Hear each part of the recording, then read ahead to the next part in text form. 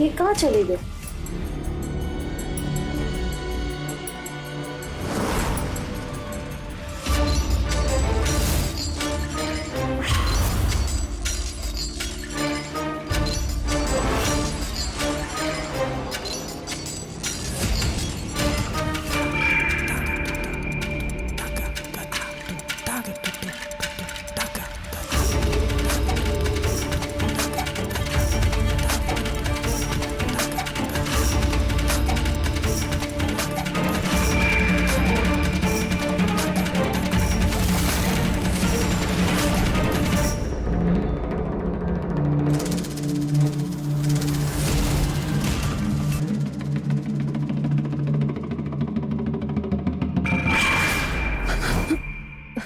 क्या हुआ राखी?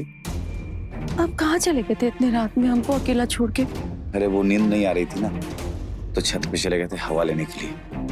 सुनो ना, पता नहीं कहाँ है, हमको ऐसा लग रहा है कि कोई यहाँ से अभी गया है या कोई है इधर।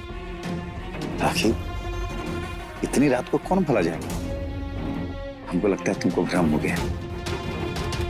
डरो नहीं, चलो चलो चल के सोते हैं।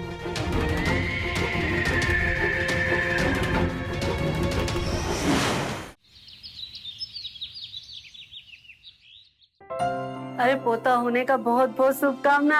अरे तुम भी अपनी बहू को बोलो जल्दी पोता दे दे। अरे हम तो बोल बोल के तंग आ गए हैं, लेकिन सुनती ही नहीं है ना। जब औरत बच्चा पैदा करने में देर करे ना, तो समझ लो उसका कहीं और चक्कर चल रहा है। बाकी तुम देख लो। चलो रखते हैं अभी।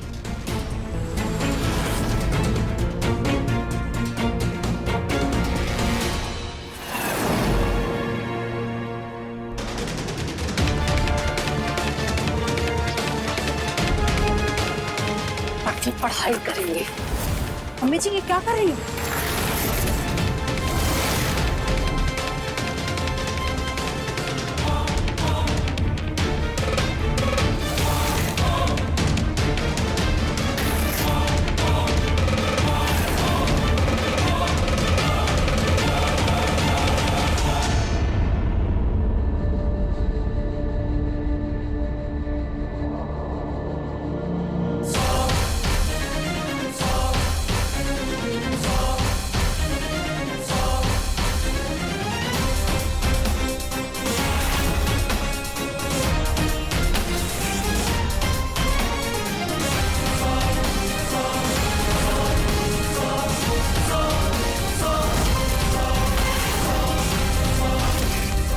अगर तुम हमको जल्दी से पोता की खबर नहीं सुनाई ना, तो तुम्हारा भी यही हाल होगा, समझी?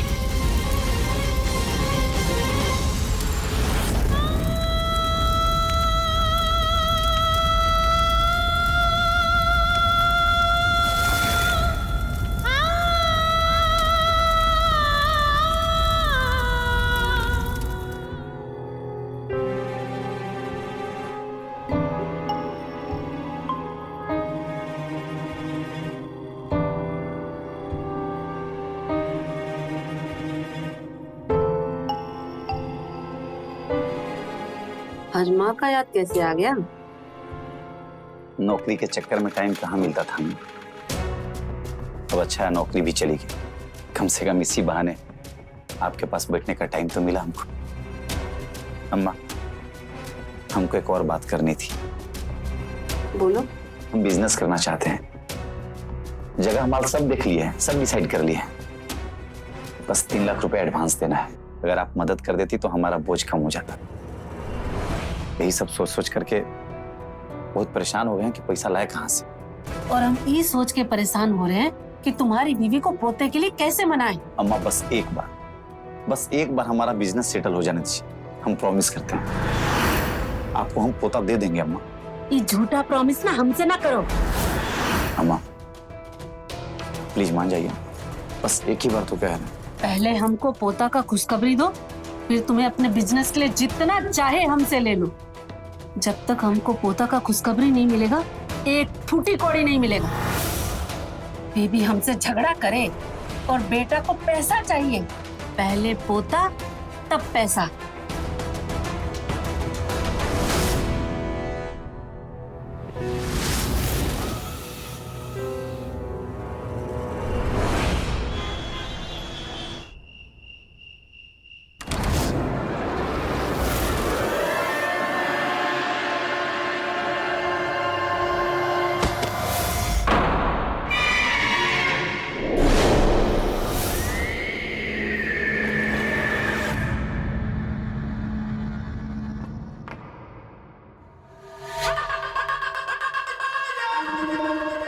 शराब पी है तुमने?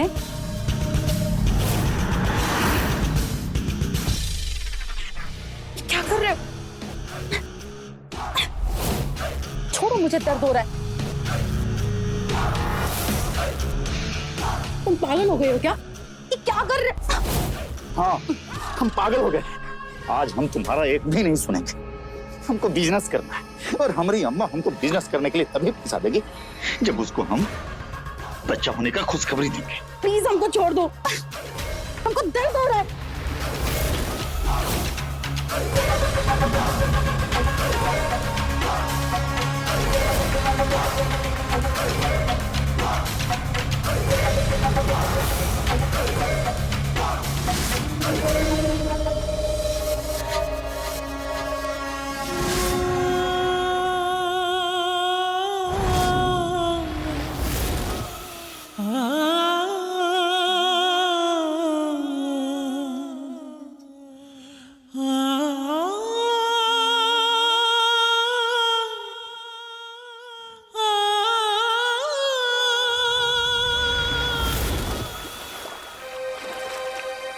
कहाँ है तुम्हारी मम्मी का सीन यार?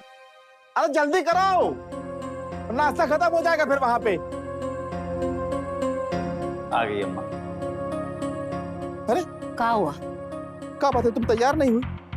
अरे मेहता जी के लड़के की शादी में जाना है, ऐसे जाओगी? अरे हम क्या करेंगे जाकर, और वैसे भी हमारा व्रत है, आप लोग जाइए। ठीक है, जैसे तुम्हारी मर्जी। चलो बेटा। अम्मा, हम चाबी लेकर जा रहे हैं, आप ठीक से सो जाइएगा। चलिए पापा, चलो। चलो आप।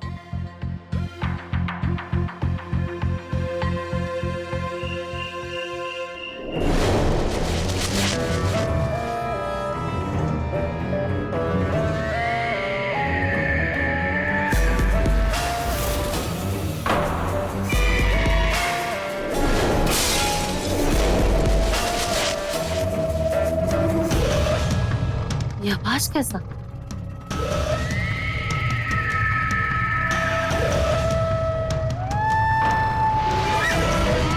कौन है?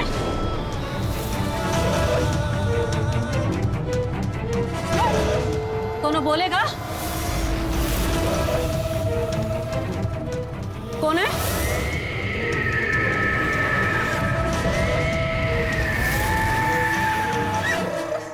कौन है वहाँ? हाँ?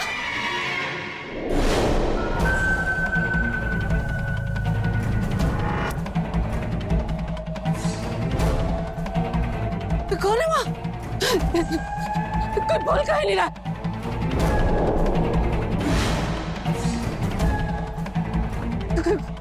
कौन है वहाँ?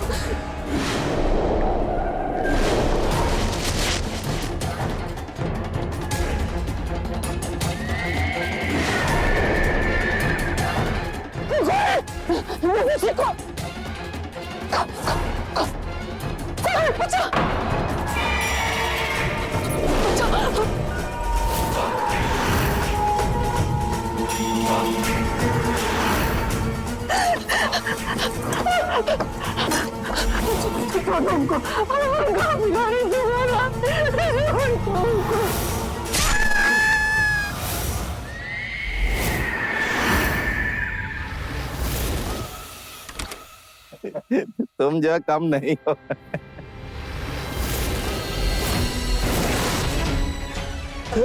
अम्मा, अम्मा, अम्मा,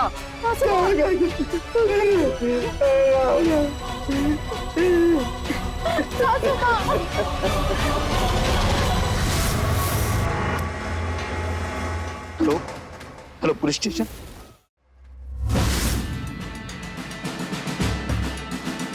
बॉडी को पोस्टमार्टम के लिए भेज दो।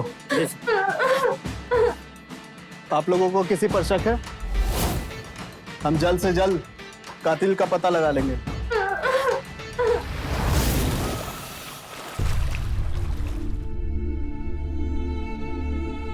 प्लीज पापा, अपने आप को संभालिए प्लीज। पापा प्लीज अपने आप को संभालिए। पापा, आपने 3 दिन से कुछ नहीं खाया है। एक निवाला तो खा लीजिए। कैसे खाओ बेटा, मुझे अकेला छोड़ के चली गई। कैसे जीऊंगा इसके बिना?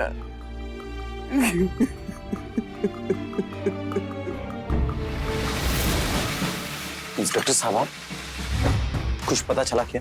पता चला है तभी आए। पोस्टमार्टम की रिपोर्ट आ गई है और मर्डर वेपन भी आपके ही घर के बाहर से गार्डन से मिला। और ये आपके घर के मोड़ के फुटपाथ से मिला। बरसात का समय तो है नहीं, तो कोई क्यों पहनेगा इसे? और इस पे हमें खून के छींटे भी मिले। और जब हमने चौराहे के सीसीटीवी फुटेज को खंगाला, तब पता चला कि मर्डरर आपके घर से ही है।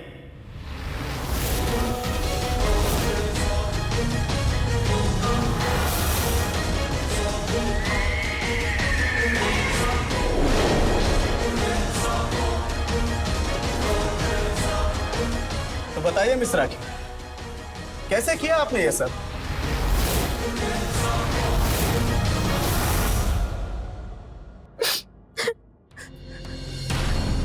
इंस्पेक्टर साहब, हमारी सास ने हमारे सामने कोई रास्ता नहीं छोड़ा था। पोते की चाहत में हमारी चाहत का गला घोटने लगी थी। वो मुझे जलाने की धमकी दी थी। फिर मैंने सोचा कि अपनी सास मार दिया। उस दिन विकास की जेब से चाबी निकालकर चुपके से वहां आए और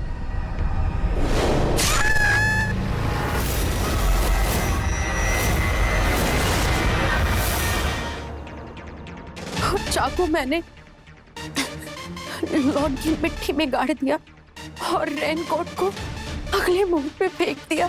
और हमने ये काम किसी के कहने पे किया। किसके कहने पर किया?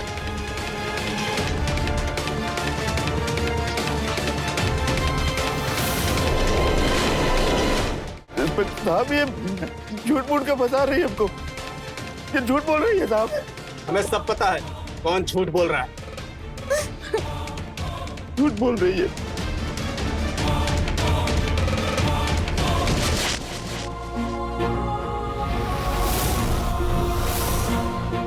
मोना, तुम यहाँ क्या कर रही? अगर ये ना होती तो सीमा जी की मौत की नौबत नहीं आती। क्या बोल रहे हैं आप इंस्पेक्टर साहब? ये आपके पापा की गर्लफ्रेंड है।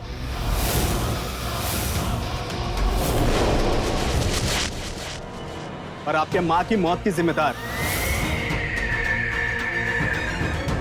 क्यों नरेश जी, सही कहा ना मैंने? आपके अकाउंट से इसके अकाउंट में हर महीने पैसे क्यों जाते हैं नरेश जी? सही सही बताइएगा, क्योंकि इसने सब कुछ सही बता दिया है। और अब आपकी बारी।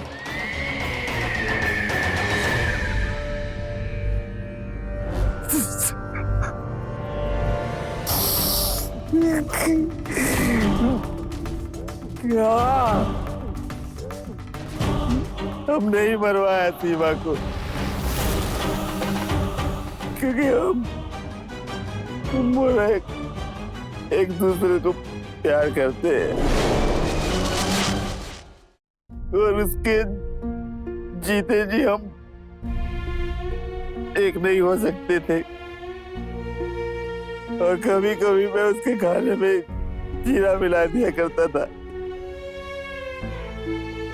जिसकी एलर्जी की वजह से उसको नींद की गोलियां लेनी पड़ती थी।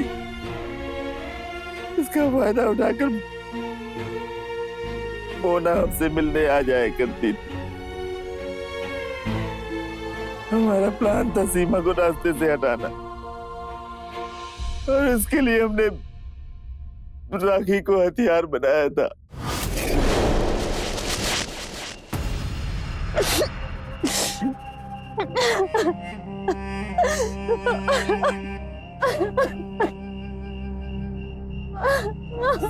तुम ठीक हो? राखी, क्या हुआ? पापा जी, आज विकास ने मेरे साथ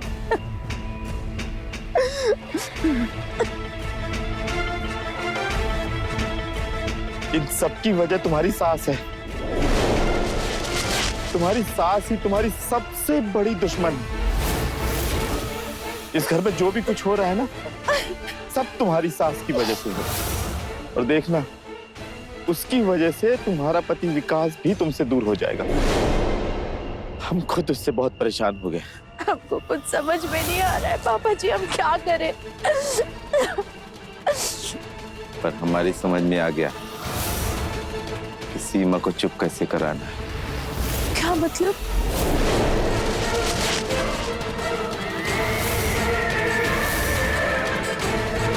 तुम्हें सीमा को मारना होगा। नहीं पापा जी, हमसे नहीं होगा ये। नहीं। देखा ना सीमा की जिद ने क्या से क्या कर दिया। अगर वो जिंदा रही ना तो तुम्हारी जिंदगी और बद से बदतर हो जाएगी। सोच लो राखी, अपनी आगे की जिंदगी के बारे में सोचो, विकास के बारे में सोचो। नहीं पापा जी,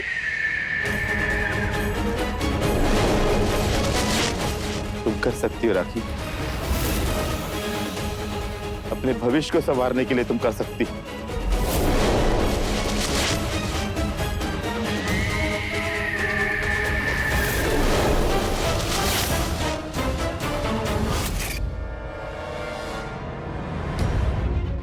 बेटा,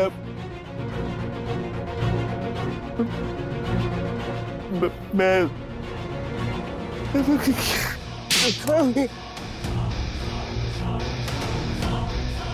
ये क्या किया आपने पापा? क्या किया आपने ये? लेके चलो इन्हें।